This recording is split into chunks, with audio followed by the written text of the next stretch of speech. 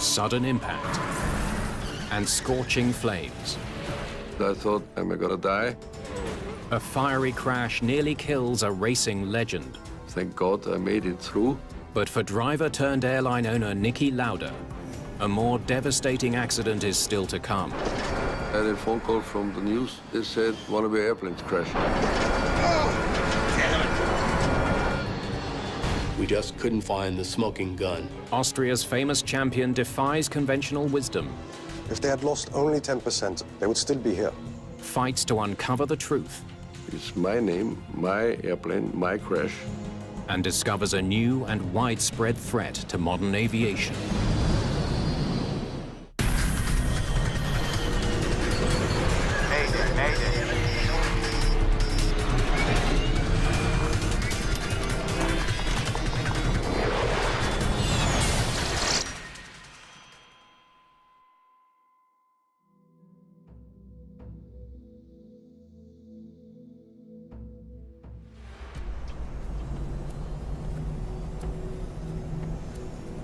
You need a little bit of rudder trim to the left, huh? What's that? You need a little bit of rudder trim to the left. Okay. Captain Thomas Welch and First Officer Josef Thurner are flying a Boeing 767 from Bangkok, Thailand to Vienna, Austria. The flight is operated by LaudaAir, the brainchild of famed Austrian Formula One driver Niki Lauda. For me, it was a logical step after retiring from racing to start in this kind of business. And that's what I did with LaudaAir.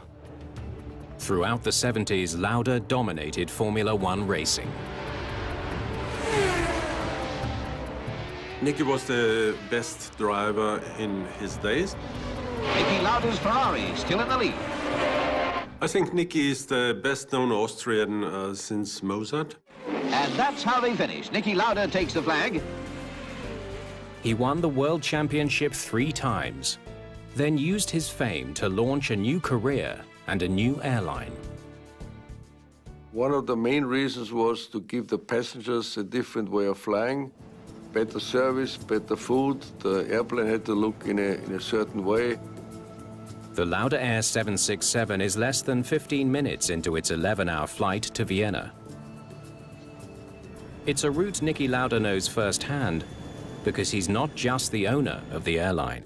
He's also one of its pilots. When you run a company and you fly, it's very simple. Because when you are with your passengers, then you know what is going on. You can look yourself what the problems are, and I corrected things quicker in that way. Capture 13, 5 plus 18, plus 2 is 20.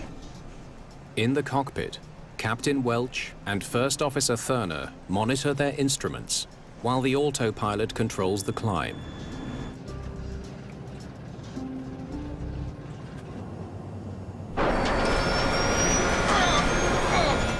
Suddenly, the plane begins dropping from the sky. Christ!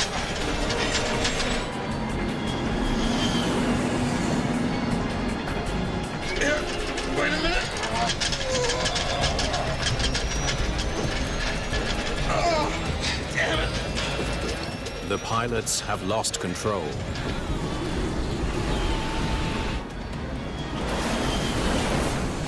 Lauda Flight 4 is plummeting to Earth.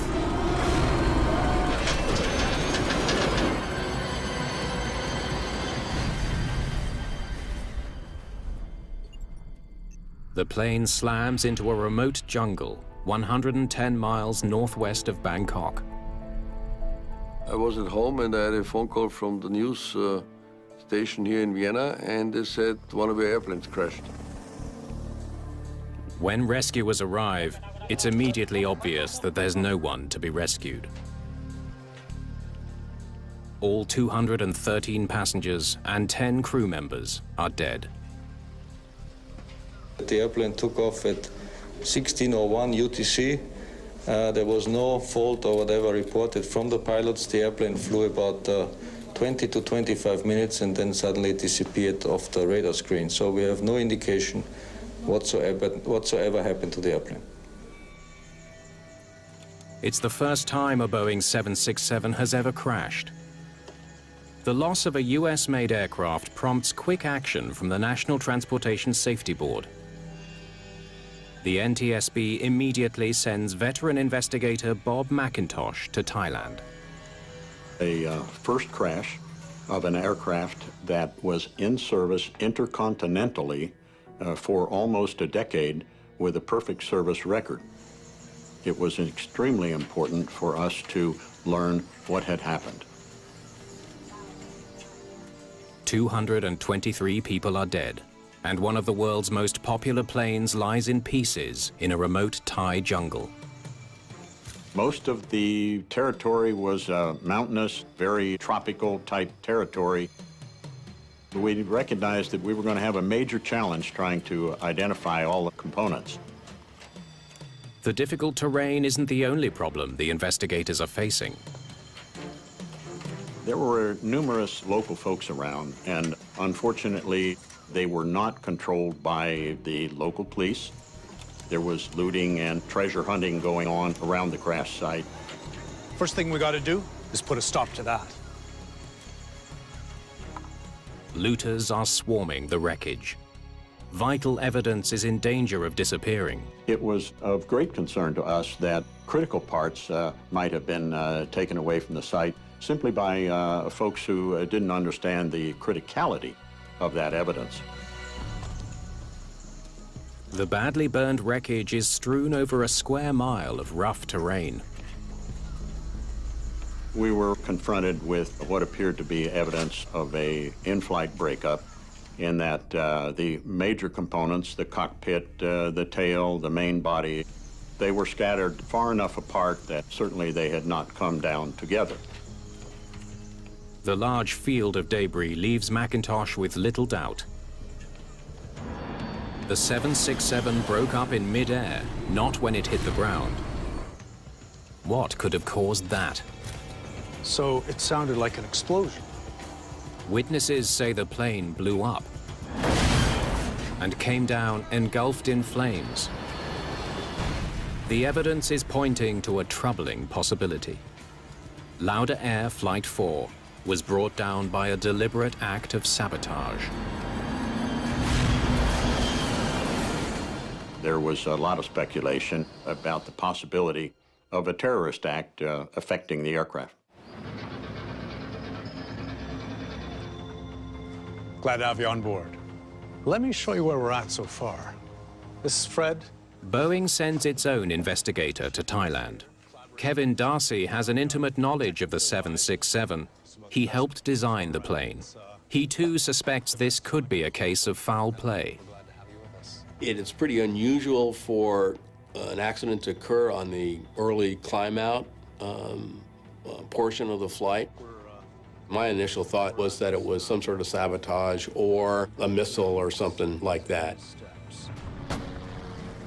It's been just 3 months since Western powers pushed Saddam Hussein out of Kuwait in the Persian Gulf War. The timing sparks rumors of a revenge plot, a terrorist attack against a soft target, LaudaAir. They pop into your mind, ideas like that, and you have to work kind of hard to get those out of your mind so you can just see where the facts take you. The passenger list suggests a possible lead. One of the people traveling on Flight 4 was an advisor to the United Nations Drug Control Program. Donald McIntosh was helping the Thais fight a war on heroin. Perhaps the powerful drug barons who rule Thailand's Golden Triangle have somehow engineered the disaster. Investigators begin the painstaking task of testing the wreckage for explosive residue. Airline owner Niki Lauda is reluctant to believe terrorism brought down one of his planes. He arrives in Thailand to see for himself. My first decision was to go there myself and try to find out what happened. And this is what I did. Where was the tail found? I've never seen an airplane crash in all my life. The scene, for me, this was the most horrific pictures I've ever seen.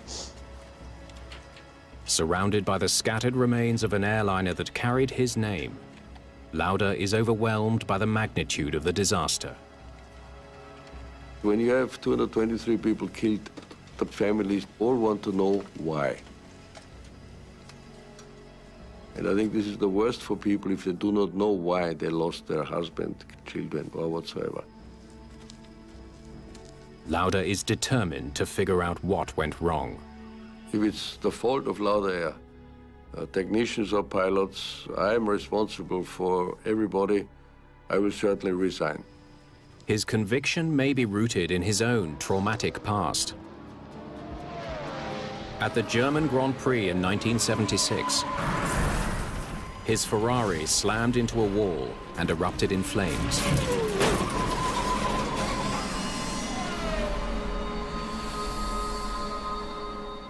Lauda suffered third-degree burns to his head and body. He barely survived. And I said, I'm not gonna die. And thank God I made it through. But it was very touch and go, not because of my burns, it was my lung damage, which was the problem. His lungs were badly scarred from inhaling toxic burning fumes. But in spite of his injuries, Lauda only missed 2 races. Just 40 days after doctors had given up hope and a priest had knelt at his bedside, the Austrian ace climbed back into the cockpit of his glaring red Ferrari. He was back on the track 6 weeks later. But the cause of his near-fatal crash was never uncovered. This time, he wants things to be different. After the crash near Bangkok, the only way for him to survive as an intact person was to find out what really had happened. Finding answers won't be easy. Early evidence from the crash site is already raising doubts about the bomb theory. One of the most important signatures in looking at terrorism is to look at the baggage containers in an aircraft and see if they're damaged in any way and what that damage is, if there are signatures of explosions. I don't know. There's no charring. There's no outward pedaling. Doesn't say bomb to me. We didn't see any evidence of terrorism. The black boxes may have captured important clues about the cause of the in-flight breakup, but they're badly burned. To have any hope of retrieving the data, Thai investigators need to send the boxes to a sophisticated lab. Bob McIntosh makes the case for the NTSB to get the job. They should go to Washington. There was an obvious reason, and it was because the aircraft is certified by the United States FAA, and the manufacturer is located in the United States. Days after the crash, crucial pieces of the plane are still missing, including the engines. Tracking down the wreckage at the Lauda crash site was certainly a major challenge. It was mountainous. It was totally overgrown. We climbed a mountain, went back down in the valley, and found the left engine. Well, would you look at that? Then investigators see something that sends a chill through the aviation world.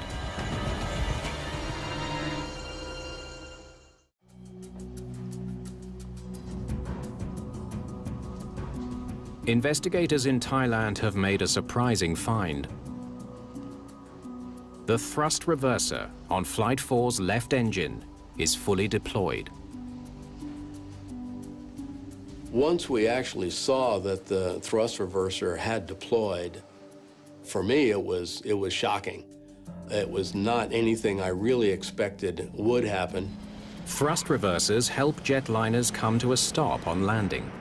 They work by redirecting engine thrust forward to slow the plane down. Left side deployed in midair. No doubt.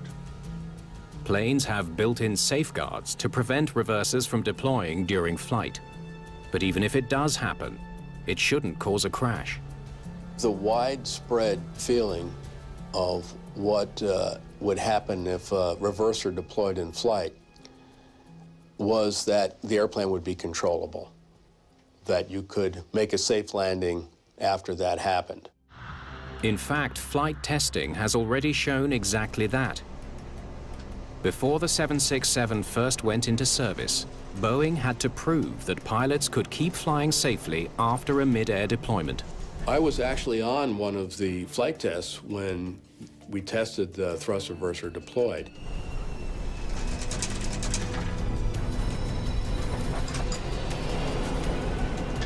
There was a lot of vibration, a lot of noise, but the airplane was controllable. The pilots only experienced a small loss of lift. As a result, Boeing certified the 767 as capable of continued safe flight and landing under any possible position of the thrust reverser. But the discovery of an engine with a deployed reverser is so unusual, investigators must conclude that it's somehow related to the crash. How does a thrust reverser bring down a 767? We're missing something. If it turns out that a faulty thrust reverser can bring down a plane, it has ominous implications for the entire airline industry. The lives of hundreds of thousands of passengers around the world could be in jeopardy. We recognized that we had something that was very unusual and would require a lot of analysis. The deployed thrust reverser is the strongest lead investigators have. But no one can figure out how it could have caused the crash. What would have caused the loss of control of the aircraft, because it had been demonstrated that this very condition could occur in the air, and you could continue to land.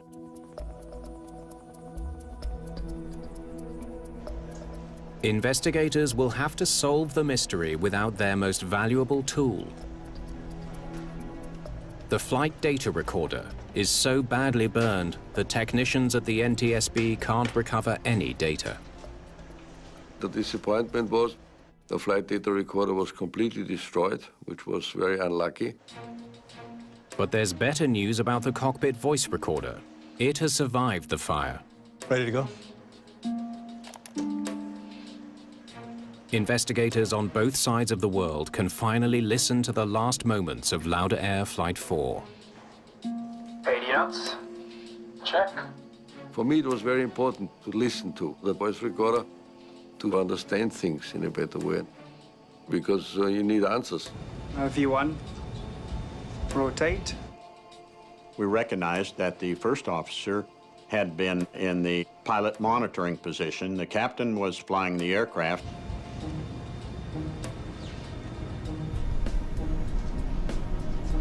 Positive rate of climb.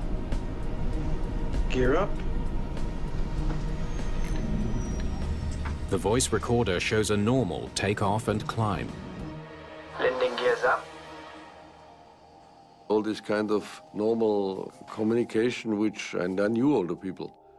So for me, it was honestly hard. This was the hardest part of all my life. We are clear to level 310 and maintaining Lauda 4. Flight 4 climbs to 7,000 feet without a problem. A little more than 5.5 minutes into the flight, the first hint of trouble. Scheiße. That keeps, It's come on. What's come on? Some kind of warning. The pilots have noticed an alert that's come on in the cockpit. Could this be the clue that unlocks the mystery of Lauda Flight 4?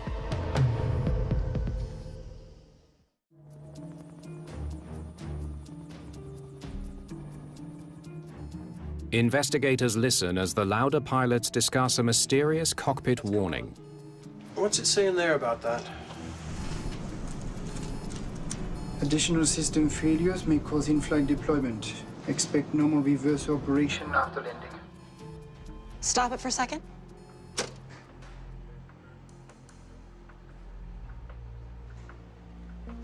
Additional system failures may cause in-flight deployment. He's talking about the reverser isolation valve warning. The warning relates to a valve in the left engine's thrust reverser. The hydraulic isolation valve controls the flow of hydraulic fluid to the reversers. When it's open, the reverser can be stowed or deployed. When it's closed, the reversers won't budge. Okay. The crew doesn't sound worried about the warning. The reverse isolation warning that was presented to the crew was an abnormal but not emergency issue, and it didn't require any action by the crew other than to be advised that the thrust reverse might not be available on landing. Okay. They did the right thing. They read the checklist, and the checklist said you can continue the flight.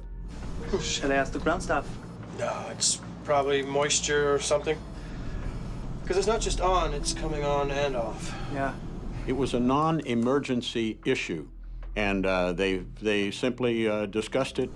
You know, it doesn't really, well, it's just an advisory thing. To make sure that they felt comfortable that it was not something that was going to interfere with the flight. I don't, it could be some moisture in there or something. Grabschap 14.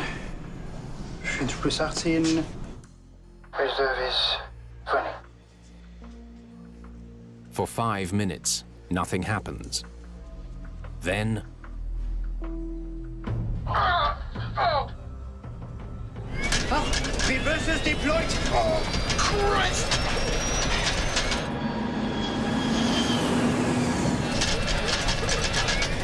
Yeah, wait a minute.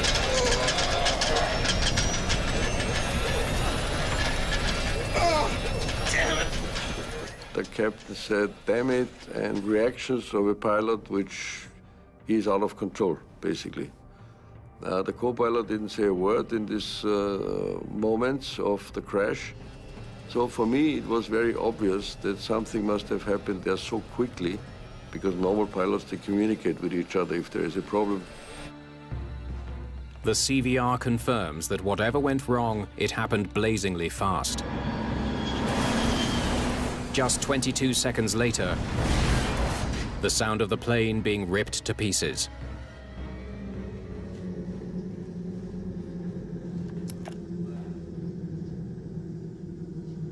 The whole thing was so difficult. You never forget. Niki knew that it had to be a mistake, which was not the airline's mistake, not Niki's mistake, and not the pilot's mistake. Niki Lauda is convinced the deployed thrust reverser is what caused the crash. The moment Niki was sure that there was something wrong with the system, he put a lot of pressure on Boeing. I was after Boeing day and night so that the people understand that we're working on it, that we hopefully find the cause and make sure it will never ever happen again, because this is the answers these families needed. With pressure mounting on Boeing, Bob McIntosh returns to the crash site in search of any evidence that can help explain what went wrong. Let's get to it. He thinks there might be another way to get his hands on some of the data that he couldn't get from the badly burned FDR. We scampered out there with a couple of rudimentary tools like pliers, a screwdriver, and whatnot, and got out there as fast as we could. The engines of a 767 are equipped with an electronic engine control unit, or EEC. McIntosh hopes the unit's internal memory will preserve a record of how the plane's engines were operating just before the crash. And sure enough, there was the EEC, the engine electronic control, fully available to us. We were extremely interested in getting that information out of the jungle and into a proper readout facility. You got a bag there? The critical question now: can the engine data reveal why the Lauda pilots suddenly lost control of their plane?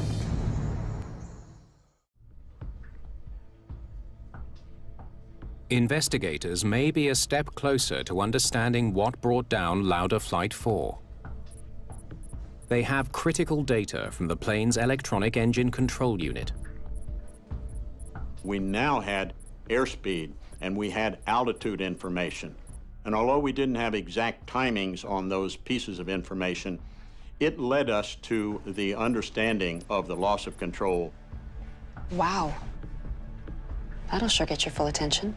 The data gives McIntosh a clearer picture of why the plane broke up in flight. Operating at nearly full power, the left engine suddenly goes into reverse. Reversers deployed! Oh, Christ! Following the exclamation from the co-pilot, "Ah, thrust reverse," there was a lot of action going on in the cockpit. Captain Welch immediately tries to correct the problem. Wait a minute! The engines had been drawn to idle, and even the fuel on the left engine had been shut down. Yet just seconds later, the Boeing 767 is plunging to Earth at almost the speed of sound. No mystery why that plane broke apart. The sheer force of the blazing descent tears the aircraft to pieces. If you are in a prolonged dive and that speed increases beyond what the airplane was designed for, the aerodynamic loads can be more than the airplane can take. The revelation explains the witness reports. The explosion they heard was the plane breaking apart. The fire was caused by the fuel leaking from ruptured tanks and igniting.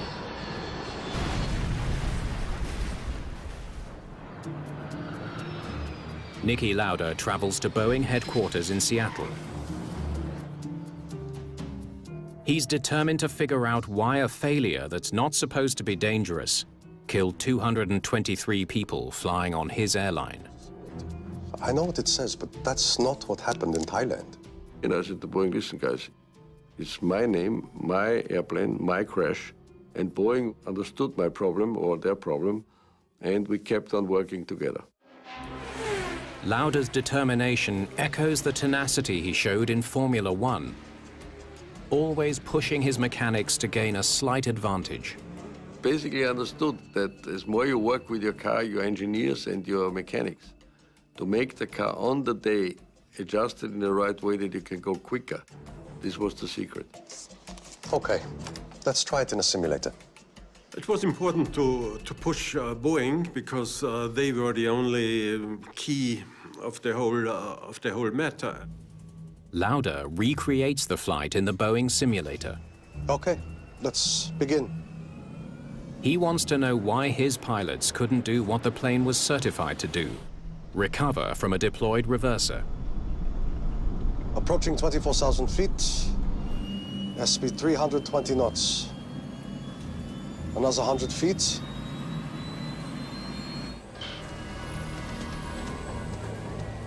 It was incredible, because the airplane just turned around and you couldn't do anything.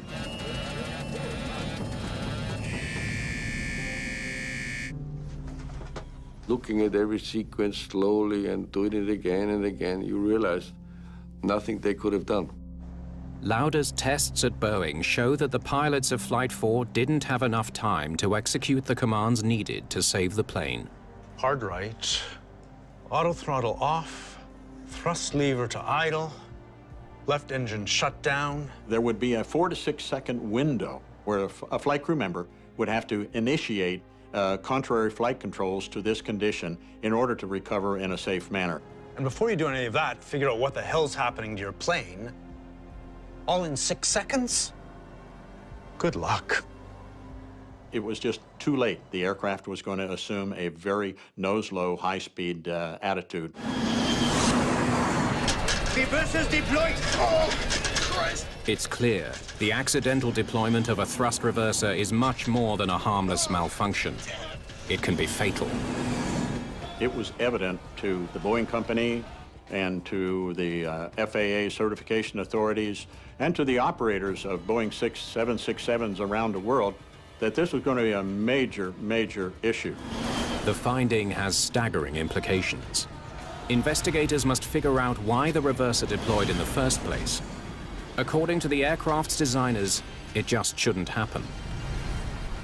It was pretty obvious after a while to understand that the thrust reverse made the airplane crash. So this was clear, but you still need to know the exact cause, and then especially for the future, what you're going to do to make airplanes safer. The reverser deployed, and those guys couldn't recover. Let's figure out why that happened. For the reverser to deploy, it requires you have two separate and independent valves open. The first valve is the isolation valve that controls the flow of hydraulic fluid. But the reverser won't deploy until a second valve, the directional control valve, moves from stow to deploy. Investigators wonder if that crucial second valve somehow ended up in the wrong position. To the investigation team, the directional control valve was a very critical portion of the evidence that we needed for analysis. But the crucial component is nowhere to be found. It's likely that looters at the crash site have got hold of it. The directional control valve was gold-colored.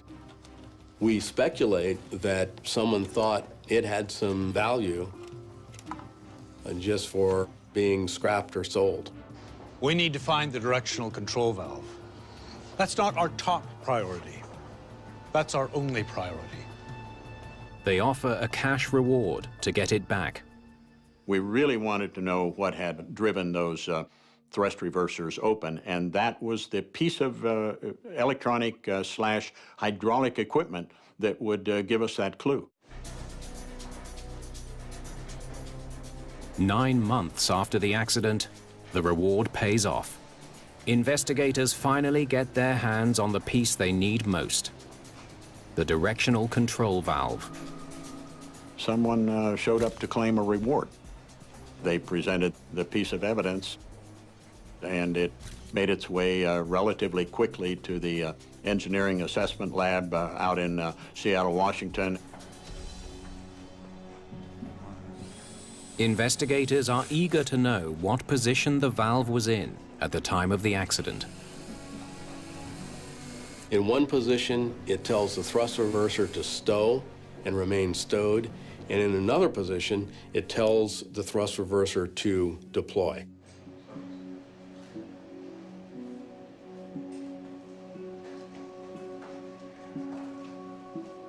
Several screws are loose, and some parts are misplaced.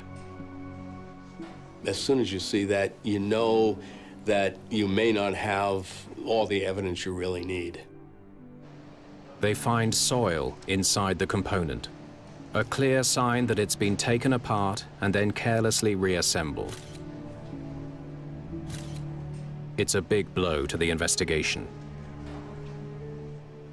It was disappointing that when we received the valve that we knew that it had been tampered with. Engineers will need to find another way to uncover what went wrong on Lauda Flight 4.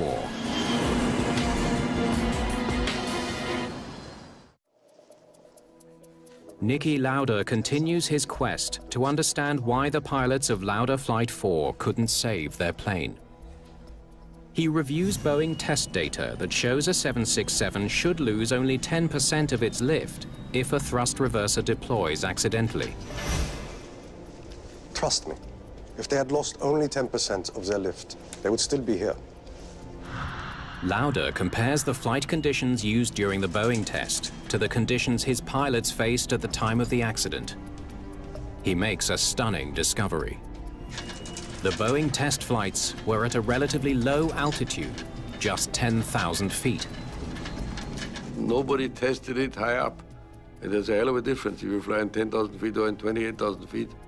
And this is exactly what that certification misinterpreted. The Lauda 767 was flying twice as fast and at more than twice the altitude of the Boeing test plane, a height where the thin air makes it much more difficult to maintain lift. We started to home in on the issue of a possible loss of lift from the affected wing.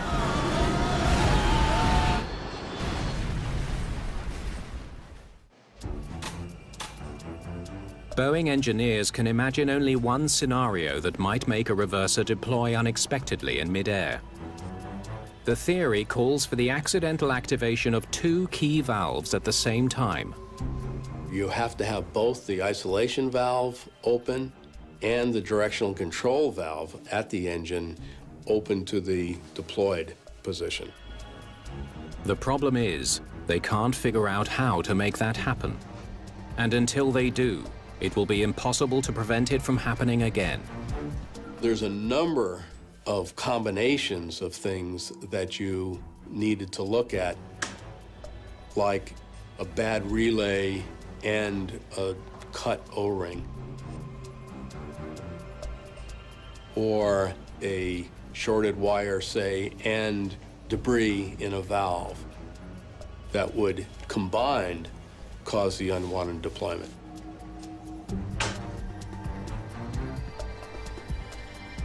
The engineers can find ways to activate one valve or the other, but it seems impossible to trigger both at the same time. It's always frustrating when you spend a tremendous amount of time and effort and you want to find out what happened and you just can't find the smoking gun. A catastrophic accident can destroy small airlines. Niki Lauda is determined not to let that happen. The plane he lost represents a quarter of his fleet. He needs another plane in the air to keep his business. One of his major assets was his competition spirit, and he wouldn't accept no, and that's not possible. He finds a jetliner in France that no one is using. Within weeks, it's been added to Lauda's fleet. I picked up a 767 in Paris, flew it to Vienna to replace our crashed airplane to keep on flying our schedules. To run an airline business is harder than to win 3 world championships in Formula One, I can tell you that, because the business challenges in an airline are enormous. The tests at Boeing finally pay off, and the engineers make a major breakthrough. They're now able to trigger the double failure needed to accidentally deploy a reverser. We could get that system to activate by introducing a short, a direct short in a system. The wires for both valves were bundled in the same harness. A fault across several wires in that harness could have triggered the simultaneous short circuits. But because the wires were so badly burned in the crash, there's no way to determine what caused the short in the bundle. Scheiße. Yeah, that keeps, it's come on. The theory accounts for the intermittent warning in the cockpit. Should I ask the ground staff? No, it's probably moisture or something. It also explains the deployment of the thrust reverser.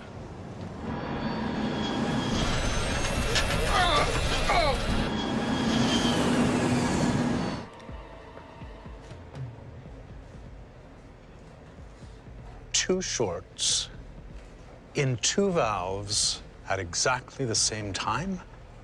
What are the odds? Reversers deployed! Oh, Christ!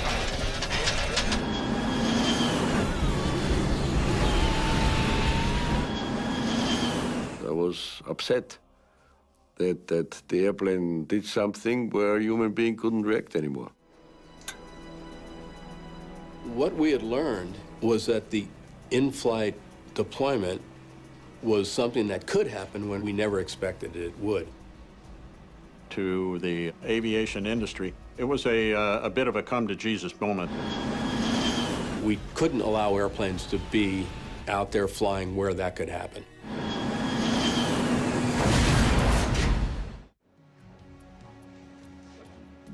One of the most shocking lessons learned from the Lauda accident is how serious a reverser deployment can be at high speed and high altitude.